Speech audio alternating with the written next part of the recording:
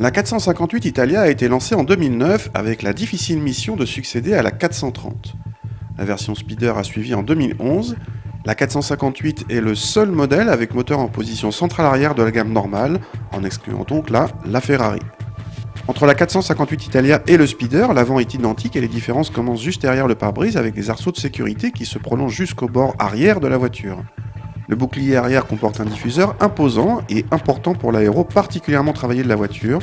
Les 3 sorties de peau centrale sont un hommage à la F40. Petit moment d'émotion au moment de monter à bord. La 458 Speeder est une stricte de place. Face au conducteur, le compte-tours gradué jusqu'à 9000 tours, exceptionnel. De chaque côté, des écrans paramétrables. Celui de gauche affiche les différentes aides électroniques en fonction de la position du manettino, ce bouton placé sur le volant. Pas de levier de boîte de vitesse, tout se passe avec ces boutons ou les palettes au volant. La vitre arrière peut se baisser pour profiter de la sonorité du V8. Le toit s'ouvre en 15 secondes en pivotant autour d'un axe, comme sur la Renault Wind. Bouton Start, un fauve s'est éveillé juste derrière vous. Un fauve qui s'est resté discret mais qui feule puis rugit dès que vous enfoncez l'accélérateur. C'est une véritable mélodie mécanique tant le registre est large de 2000 tours où le véhicule reprend sans problème à 9000 tours où il hurle dans vos oreilles. La boîte à double embrayage est parfaite, douce en ville sur un filet de gaz où la voiture se conduit facilement. Elle est ultra rapide et parfaitement gérée, même en conduite sportive.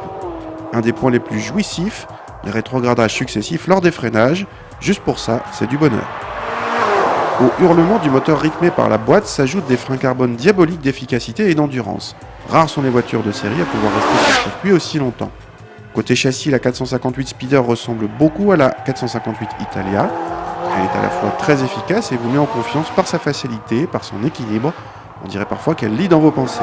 Cette Ferrari n'est pas la plus puissante ni la plus performante de la gamme, mais après 15 ans comme essayeur automobile, elle m'a donné un grand moment de plaisir. La magie Ferrari est toujours là.